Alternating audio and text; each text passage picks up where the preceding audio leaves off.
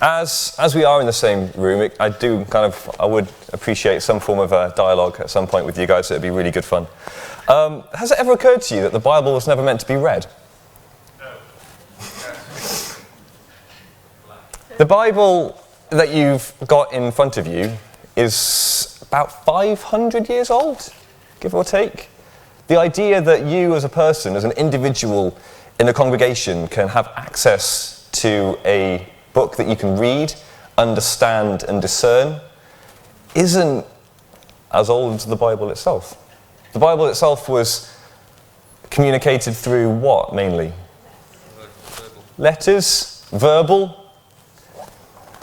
Stories, yeah. The Bible was communicated through stories. Whose stories? Jesus' stories? True stories. God's stories. Our stories. Lots of stories. I think in Exodus, the first time we ever read about why the Bible was written, there was a war going on between the Israelites and another tribe. And God says to Moses to write down the story of what happened. That's the first note that we ever get of why the Bible was written, in terms of actually writing down what's happening. So this Bible isn't for us to go away and study by ourselves with a lamp and a notepad. Although that is amazing, and please do that. That wasn't its intention. Now, often when you tell stories, this is going to sound really silly, but I'm not meaning to patronize anyone. How do you tell stories? Start at the beginning. Speak. Once upon a time. Speak. In a galaxy far away. In a galaxy far, far away. Beautiful job. Judy? Yeah, something that paints a picture of what we're trying to get at, what we're trying to explain. But even before you start saying any words, what is a necessary part of a story? Person to tell it to. Tim, full marks. He's a teacher. He teaches English. Stories are meant to be told in community. Stories aren't meant to just be read by one person. Stories have always meant to be told from person to person, family to family, generation to generation, culture to culture. Stories are a hugely important part of life, but also a hugely important part of church life. So when we come to look at this Bible, and we kind of get this idea that, I can just, as long as I read it, as long as I understand it, I'm okay, you're missing at least half of what the intention was, which was meant to be read, listened to, told, communicated in community. It's really good, Jason. Thanks, Tim. Tim said it was really good, by the way, for those of you listening at home. Now, even as we get to 1 Corinthians, what would happen is Paul, the guy who wrote this letter, would write a letter, either in his own hand or he'd get someone to write it out for him, and he'd send it to a church. Now, literacy levels today are really high compared to back then. Back then, you had to be super educated, super rich, in order to be able to read something. Because, of course, to even read something, you have to be able to afford the parchment that it's written on, which is, of course, also super expensive. So it was very much a class, elitist kind of thing going on, which is why the Bible's so great, because it smashes culture and smashes classism, politicalism, all that kind of stuff, which is, inadvertent anarchy, which I love. So what would happen is the leader of the church would receive a letter from Paul. They'd know it was from Paul because it'd be written with his hand, or there'd be a seal on it or something. And what they wouldn't do is they'd keep it to themselves, go away for a few weeks, study it, write down pages and pages of notes, and then when they're ready with a sermon series and graphics and worship songs that go with the general theme and lots of practice, then they'd share it with the church. What would happen is that they'd get the letter, they'd invite everyone around their house church, because that's where churches met, because of course church wasn't this thing we see at the moment. Church was underground, politically activated, motivated group of people. It was a community based on social change. So they'd get around this letter that Paul had written and they'd read it out. And they'd read it out word for word what was written. And what do you think would happen whilst they were reading that letter? Get excited? Revelation? Worried? Yeah, could be worried. What else might happen if you're reading a letter from someone quite a way away, coming over to you? Who's ever written an email here? Yeah? Who's ever had someone respond to your email with, "What on earth are you on about?" Anyone ever had that? Yeah. Or even, or the next one is, even if you don't know what you're on about, I've done something that you've asked me to do, and what they've done is completely not what you asked them to do. Yeah, anyone had that? Yeah. Or even a text or a Facebook message, because sometimes the written medium isn't the clearest, is it? No, it's not. Because it's better face to face, we're better together, yeah? Yeah, there's a whole lot of verbal cues. Talking with a mask, you don't see my face. And it's really awkward, and a lot of people really struggle with this because you don't see all the facial expressions. So, of course, if you're reading this letter, you'd be expecting someone to be like, "Sorry, what was that word again?" Or, "Does he really mean that? Are you sure? I'm not convinced." So, even when the Bible was written as letters, there was still a community aspect to how it was taken in. The truth of God isn't relative. The truth of God isn't voted in by majority vote. The truth of God is shared in community, and there's a slight difference between the two. It doesn't mean because more people believe this, that's what we believe. We believe it because of the revelation of the Holy Spirit working through the community of believers. So, this is where we now find ourselves in 1 Corinthians, because the Corinthian church was a church that had, Paul had planted. You can read about it, I think it's Acts 18. Josh, do you want to bring the camera down a little bit? My head's right in the middle, and I feel like some kind of a puppet or something.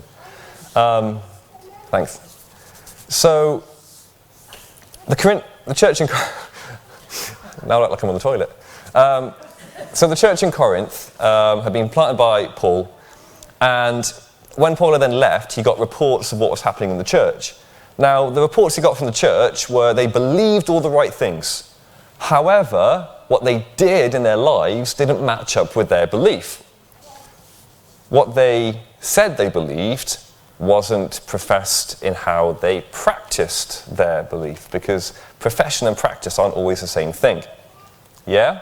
We might say we believe something, but it's what we do that actually shows what we believe.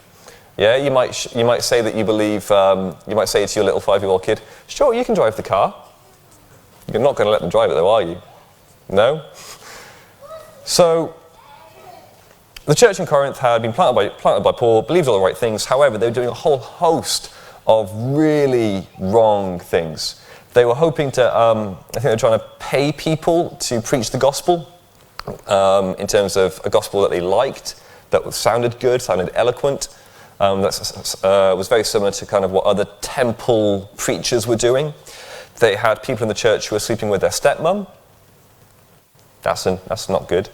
And there were people in the church taking each other to court to kind of take them to trial, to sue them.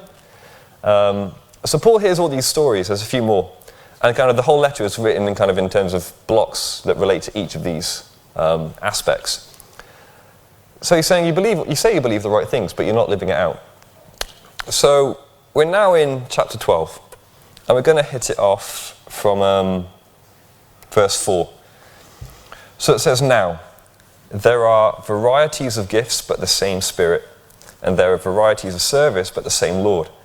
And there are varieties of activities, but it is the same God who empowers them all in everyone. To each is given the manifestation of the Spirit for the common good. For to one is given through the Spirit the utterance of wisdom, and to another the utterance of knowledge according to the same Spirit, To another, faith by the same Spirit. To another, gifts of healing by the one Spirit. To another, the working of miracles. To another, prophecy. To another, the ability to distinguish between spirits. To another, various kinds of tongues. To another, interpretation of those tongues. All of these are empowered by one and the same Spirit, who apportions to each one individually as he wills. Amen. Wonderful. Sorted? Good, we can go? A bit of explanation helps, doesn't it? So, what does this mean for us? Who came this morning excited? Who came this morning excited? Wonderful. Who came this morning with a sense of expectancy of what they were going to... Wonderful. Who felt ready to receive something from God this morning, either in the worship or through the word? Beautiful. Who came ready to give God worship today? Beautiful. 100% so far, guys. Who's come ready to give the gift that you have within you to someone else within the church?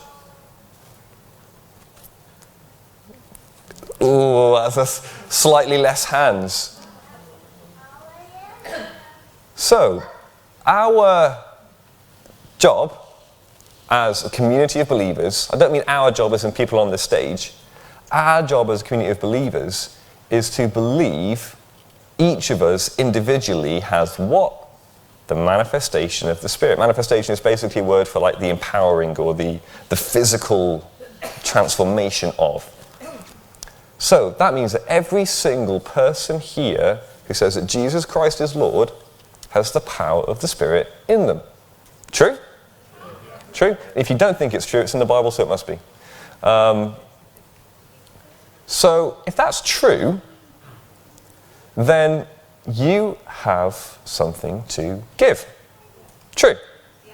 Yeah. So, there's a couple of awkward points that come from this. And that people... Oh, I'll say that in a bit. When we come to church, there's often a group of people who do a lot of the giving. We call it serving. And we call it serving, and it's become such a part of modern church culture that we even call our Sunday meetings, we call them services, because we're serving people. Now, we have an amazing worship team. Yeah? We have a worship team. Yeah.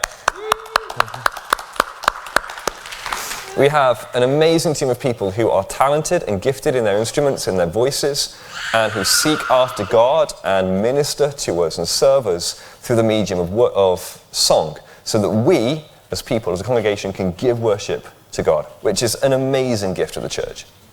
We are also gifted to have great leaders within the church, people that care about you, people that want the best for you, people who organize things within church, like structure, like small groups, like offerings, like the very hidden guys at the back, Ash and Josh, for organizing the camera work and the words that come up on the screen. We have a small team of people who are here to serve you. So the question then is, what is left? If you think about all the preparation that goes into the worship, goes into the preach, goes into the media, goes into the coffees that we will be getting back soon one day, that goes into cleaning this building, that goes into making sure your house groups have got things to be going through. Think of all that preparation to come on a Sunday to serve you. Does this match up with what we've just read in Corinthians? What's missing? Gifts of the Spirit. You? You're missing. If every person who is here has the power of the Spirit within them, then every person here has the ability, and therefore I believe the responsibility, to be bringing and giving as much as anyone else involved in a meeting. And I say meeting at the moment because we're going to get into the next bit in a second. Someone who preaches might spend hours getting themselves ready. Someone who's leading the worship might spend hours practicing getting themselves ready. If you're coming with, just because you can't sing doesn't mean you can't give. Just because you can't, I say can't, aren't preaching doesn't mean you can't come prepared. Just because you're not on kids' work doesn't mean you're not on kids' work, if you get what I'm trying to say. Every single person here should be coming. We should be coming. We believe. You come with the power of the Spirit and therefore come with the responsibility to be giving to the people around you. Giving to who? The community of believers. Giving to who? The people who come in off the street. Coming to who? The people who are around you in family. Giving to who? The people who are suffering, who have suffered loss, who are in grief. Church isn't about a platform or a stage. Church is about the community of believers giving the power of the Spirit within them to each other. So does that mean that every single person has the same gifting? No. It means that each individual person has exactly what is needed for you to give what is needed to the church. Yeah? The Spirit within you is apportioned to you according to what the Spirit wills. So the great thing about this is the Spirit knows what I need more than I know what I need. The Spirit knows what you need more than you know what you need. So that means somewhere in this church, physically here now, there is someone with the power of the Spirit within them right this very second that has got exactly what you need to meet your need. Yeah? That's the power of the Spirit in the work of the church. And why are maybe some of us thinking, oh no, that's really awkward after church? Because we don't often come with that expectation.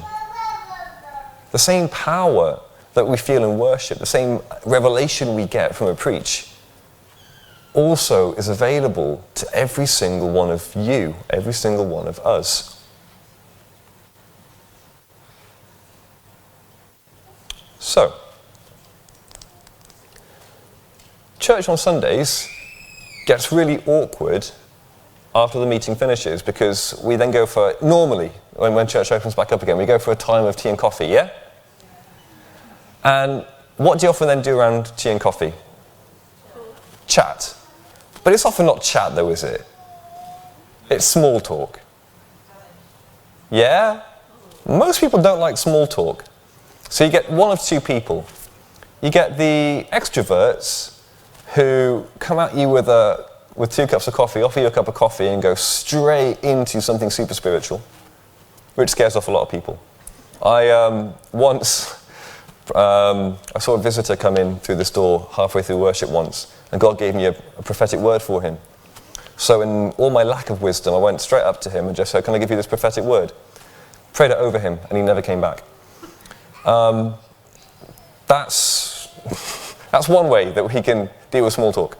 Another way is introverts, who the moment the meeting finishes make straight for the door and the car and head home. And it's often it's very difficult to find that midway point. But that's also because church isn't just meant for Sundays, is it? Church is in community. Church is meant to be the community of believers gathering around truth, gathering around the Word, gathering around the power of the Spirit, the manifestation of the Spirit, the gifting that God has given each and every single one of you. Which is why when Jesus says, when 2 or more are gathered, there I am in their midst. Why? Because God has gifted you with everything you need to make the church work. Amen? Yeah? You're not missing a pastor if there's just you and a small group. You're not missing a worship leader if it's you with your ladies' Bible study and some coffee. You're not missing a children's worker if you're trying to plant a church on a Sunday morning. You've got everything you need for the church that God is building. And this is what, okay, let's carry on with Corinthians. Because a bit later on, so verse 12, so where we just finished off, I'm going to jump, I'm going to jump way to verse 18. So verse 18, but as it is, God arranged the members in the body, each one of them as he chose. If all were a single member, where would the body be? As it is, there are many parts, yet one body. Which is basically the way of saying no person's the same, which is great. But there's also another side to that coin, which is because no one's the same, there's never going to be another you. There's never going to be another you with the week you've just had. There's never going to be another you with the expectation you've got right now. There's never going to be another you with the hope that you have in your heart right now that's going to be here on a Sunday or in your community group on a Wednesday or as a friend that texts the person in need tonight. Which means that every single person here who is in the community of believers is an integral part of the community of believers. You are needed. If you're not here, I'm missing out. If you're not here, everyone else who's here is missing out. Because the Spirit has gifted you with exactly what is needed for the church to be built up. So where's that gifting going to go if you're not in the community? If you're not around, if you're not connected, if you're not with people side by side, walking through life. I'm not just talking about Sundays, but also through the week as well. We don't just turn up on Sundays and go home. That's not what a community of believers do. We call the community of believers a family. Yeah? Not just because we have families in church. It's not a descriptive word, it's an active word. Family. What is family? Family is when you do all of life together. Yeah, all of life. The ups, the downs, the good, the bad, the messy, the dirty, the clean, the fun. Now, if I told you that I could only stand my wife for an hour, 45 minutes a week. You're laughing already, aren't you? It's not true, by the way. I love my wife a huge amount. We live together. It's good. And we wouldn't expect that to happen, would you, in a family? You can't expect the dad, I just cannot cope. An hour a week is too much for me. I need to be by myself. I need to be with my other friends. Yeah? You'd call that family dysfunctional, right? At least I kind of, yeah. Our expectation of family should be quite high. Yet we're happy to do that with church. Not just happy, but we're almost kind of, we're expecting people to say that. You're going to church next Sunday? Got a football match. Going to see you at church next Sunday? I was thinking about having the morning off. I've got quite a bit to be catching up with. Or the other side is, Sundays, could not hack it this week. The sound was too loud. The preacher went on for 40 minutes. No, I mean, preachers are half an hour and I'm out. I'm done. 12:30, I'm out that door straight away. So we don't talk about that with family, do you? You don't get to, you don't get to Christmas and be like, guys, 9:30, I've got to be in bed. Yeah, it's Christmas. It's a family meal. You get around together. You share stories with each other. You share what's going on in life together. Yeah? Yet church has become this super tight, structured, almost to the minute thing, which is not a bad thing for a Sunday, by the way. I'm not saying this is bad. What I'm saying is this is not enough. Yeah. This was never meant to be it. Yeah. So if your experience of church is just Sundays, A, you're missing out, and B, other people are missing out. Because it's not enough. Yeah. We need to get connected, we need to get integrated into this. Because if you come in and out, it's like, you are a jigsaw piece, you are needed. A jigsaw isn't finished until all the pieces are in the right place. If you're not here, you're missing. I'm missing out. We are missing out. Yeah? Yeah. So the word, in verse 18, the word, what's the time, by the way? Verse 18. About a third of the way through, guys, don't worry. So verse 18 says, but as it is, God arranged the members. Say arranged. Arranged. What kind of image does that give you? Flowers. Nice. Flowers, yeah, I'll go with that. Planning. Good. Chessboard. Oh, I like that. That's a good one. Arranged. What else? Cogs. So fitting in together nicely. I like that as well. That's good. So images that actually have some kind of planning and preparation behind them, yeah? It's not just kind of thrown together, well, hey, that's what we got. Yeah? Church isn't just a mess of thrown together stuff. I know it might seem like it, but it's not. Because why? The Spirit knows exactly what you need. The Spirit's involved. It's not just by accident. Yeah? Let's not treat it like an accident. Yeah? It's on purpose. God's put you here on purpose. If you don't believe that, read Philippians, read Galatians. God has got a purpose for you here as part of this community. Amen. So, the word arranged. plan put together, chessboard, strategy, fitting in together quite nicely. No spare parts.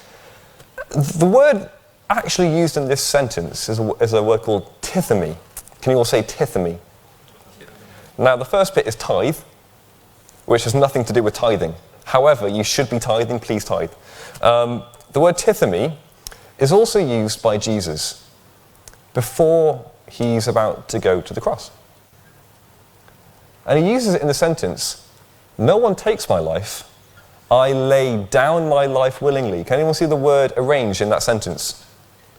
No one takes my life, I lay down my life willingly. Is the word arranged there? No. The word tithemy is, though, and it's the word lay down. Jesus uses the same word for arranging here as he does for laying down his life. So when we talk here about God arranging the parts of the puzzle to form church, God arranging the body and the members of the body to form a living corpus, he's not talking about things that just fit nicely together. He's talking about laying down something to build his church. That's a sacrifice. That's a cost. That's not just nice. It's not just neat.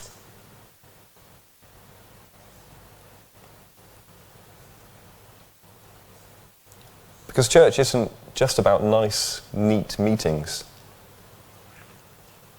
It's not about nice theology, although we might make it about that sometimes. It's not about nice people, although we'd love to meet more nice people.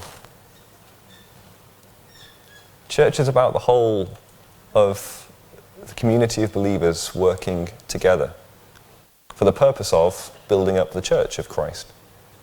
We haven't got time to hit Ephesians, but in Ephesians 4 it talks about that the whole body of believers grows up to maturity, and by maturity it uses the word unity. The best Christian you can be isn't the most prayed up, fasted up, theological, nicest, charismatic person you know. Ephesians 4 tells us that the most mature Christian you can be is someone who is united. You can't be united just to yourself. You've got to be united with at least one other person. Yeah? You can't be a Christian by yourself. If you're watching this at home and you're sat by yourself, I'd encourage you to either get involved with the Connect group, be here next Sunday. There's a community that's missing out on you at the moment. So, as we grow up into maturity, into unity, there's a cost that comes with that. There's a laying down of our lives for that. In the same way that the people who serve in the visible spaces give up their time, give up their energy, give up their money to serve you. Everyone has the same spirit of giving and serving the community in them. And it says that, I'm just going to give the exact wording because it's better than what I'm going to paraphrase. So, the Ephesians 4 verse 15, rather, speaking the truth in love, we are to grow up in every way into him who is the head, into Christ. So we're meant to growing up into laying down our lives. We grow up to become humbled, just very quickly. Yeah, we grow up to humble ourselves, become servants, like Jesus did. He laid his life down. So then verse 16, from whom the whole body, joined and held together by every joint with which it is equipped, when each part is working properly, makes the body grow so that it builds itself up in love. So, joined and held together by every joint with which it is equipped. You are an integral part of this church.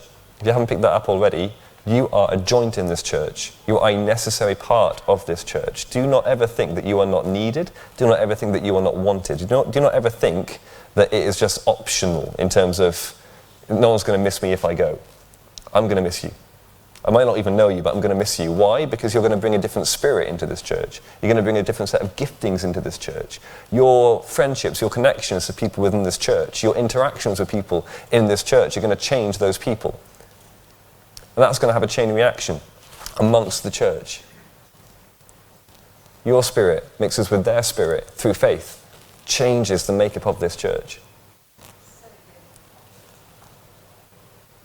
So don't ever think that you're not important. Don't ever think you've not got purpose. You might not have it written down for you in terms of my purpose is to be in this job by this age, with this many kids, with this car, in this country, whatever. Your purpose is to be a part of the community of believers so that every single person, every single joint that the church is equipped with builds itself up as a church in love. But the word it says here is working properly. There are some times when we're not working properly. And this is a word that can often be used negatively. It's the word accountability. And as a demonstration, it's not really a demonstration. But in terms of working properly and taking this whole idea of a body of Christ, a couple of years back, I went to, I think it's a chiropractor. It was in Brazil, I can't remember the name. And basically, one of my legs is slightly shorter than the other, although it's not slightly shorter. What happens is my hips are weird. So like this one hip sticks out, this one part of the hip sticks out slightly, which means that this part of my body is slightly kind of shorter. So I end up, my back's got something in it. So when this person was got me laying down and trying to do all these weird massage moves on me, like kind of cracking the back and pulling this leg and twisting this bit. You had a whole bunch of noises that the body shouldn't ever make. But the intention was that it got my joints and it got my muscles and my skeleton back in the right place. It got them working properly together. Now the thing is that because it's a body and because you get into bad habits, the work that she did very quickly kind of wears off. Yeah, so the idea is, and it's not a money-making scheme, you've got to go back regularly for checkups, and I've not actually been back since. And of course what's happened is my body's not quite as good as it should be, back's aching, still I've got to sleep in a funny position like a pillow between my legs, and accountability is like this. It's like a massage. Accountability is a massage and a click of the back and a twist of the hips to get everything working in the right place the way it should be. Because what happens is, if the hips aren't working, the back goes out of place. If the back goes out of place, my shoulders will get all hunched. And if my shoulders get all hunched, I get really bad headaches. So it is in the church. By working together, things are harmonized. Things are balanced. When things aren't working together, it's not just the hip that feels the pain. It's not just the shin that feels the hurt. It's not just the hand that gets hurt. It's the whole body feels it, because everything's now got to take the weight. If you've heard this talk before about being a body of Christ and you're thinking, I'm a foot. Well, if you didn't have a foot, the whole rest of the body is going to be pretty changed by that, yeah? If you didn't have a finger, the whole rest of the body has now got to counteract to the lack of a finger. If you didn't have, a kneecap, the rest of the body has got to compensate for that. So when we talk about integrating and being a part, it means that you're needed, because without you, there's a gap that affects others. This is why when we talk here about family church and about stories, all of these things have an effect on who we are, how we interact with each other. You have stories that people need to hear to build up faith, to build up hope. You have stories that people need to hear because there might be stories of need. And we have need for people to come and help us with.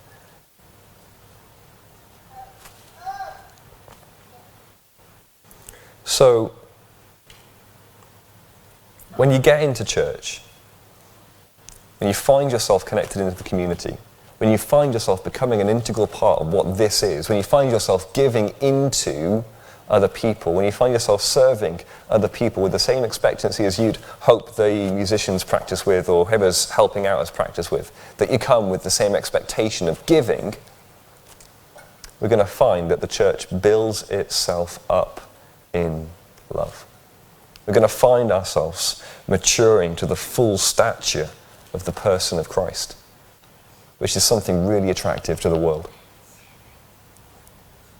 Because you being you in this church isn't just about you, it's about us. It's not just about us, it's about the message that we give to the world. The reason why God told Moses to write down the story of the armies and the way that they won the battle wasn't just so they could recount it to themselves. It was meant to become a message of hope, of how God takes our battles individually, as a church, and he fights them for us. The stories we tell aren't just for us. They're a hope for the nations. They're a light for the world. They are salt of the earth. So this week, as you go about your normal happenings, I really pray for you, over you, that you understand that God has given you a spirit to be involved with, to affect, to influence other people. He's given you a story to share with others, to bring hope, faith, expectation. But he's given you a purpose. He's given you a family. He's given you a church. He's given you a home. And we love that you're here. We love that you're here. We love that you give your time to this church. For all of those who serve in visible or invisible places, we love you. So turn to the person next to you and say, I love you. Even if they're a stranger, I love you.